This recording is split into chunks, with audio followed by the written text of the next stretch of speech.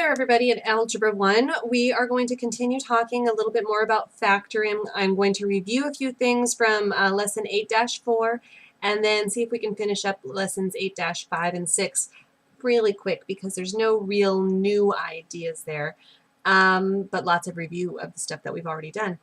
And actually, all of Lesson 8-4 is a lot of review, too. We've already been talking about quadratic equations and factoring things that look like this. You remember how to do that. We try to find two numbers that multiply to the last one and that add to the middle one, right? Well, now we're going to change it just a little bit by saying the number in front of the x is no longer 1.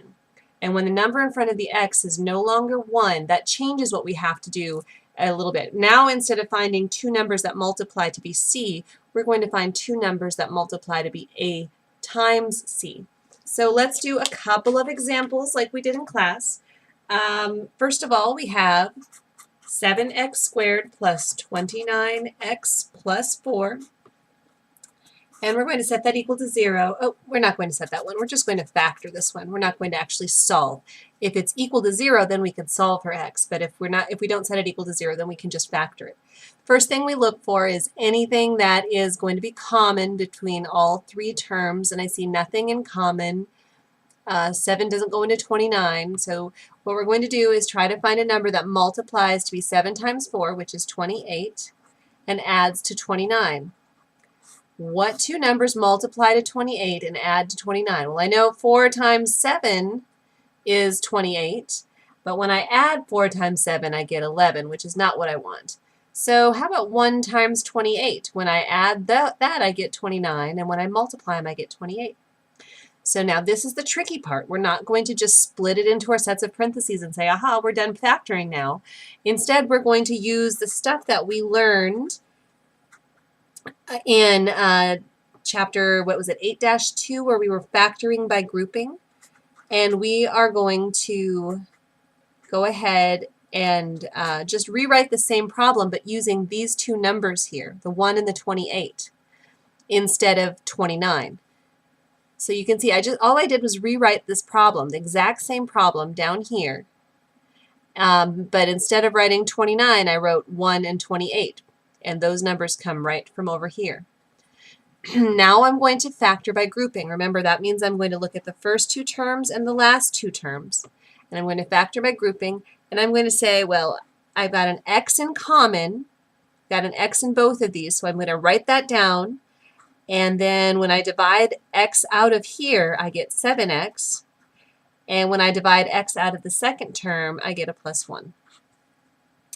And now what's in common here between 28 and 4?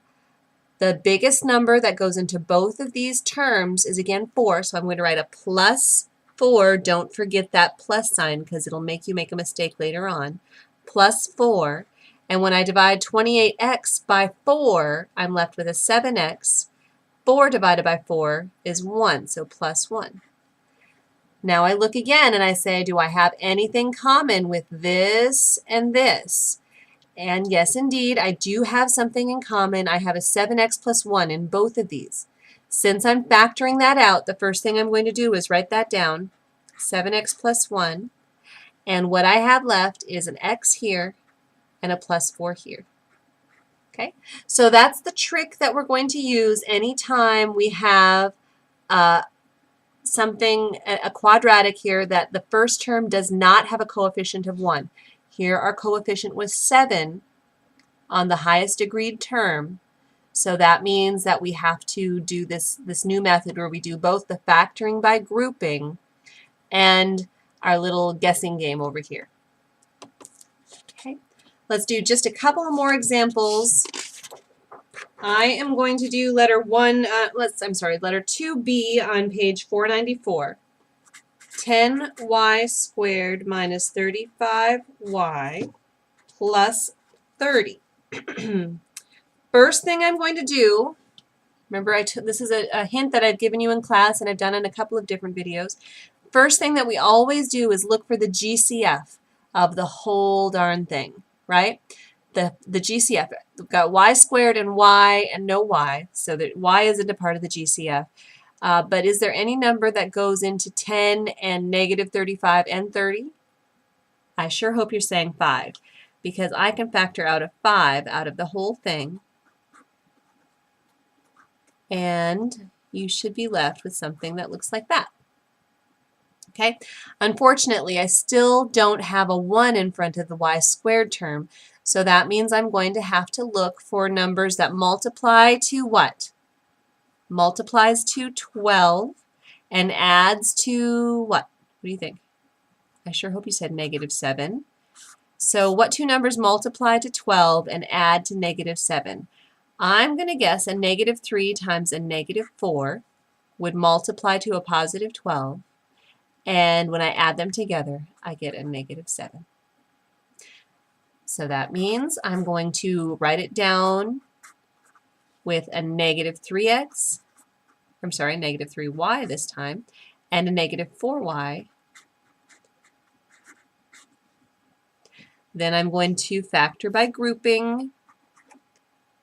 I'm going to put it in a bracket here just so I can keep things straight. The first thing that's common is just a y.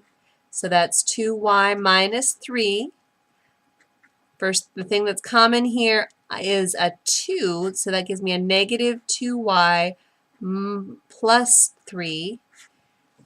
But I don't like, if I had made this a negative 2, then this would be a positive 3. So hold on, I'm going to do one more step here so that I can get exactly the same thing. And if I can pull out a negative here. You see what I'm doing? And when I pull that negative out, then I have the same thing in here and here. So then I can factor out the 2y minus 3, and I'm left with a y here and a minus 2 there. And that's how we factor out.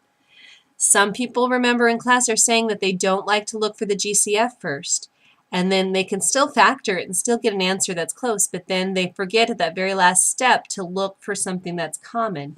If you don't factor it out all the way so that you have 3 different terms in this one, then your answer is not going to be correct. You got to make sure that you've got it factored out completely. And that's why I say to always look for the GCF first. But that's how you do 8-4. I'm going to start another video for 8-5, so enjoy your homework.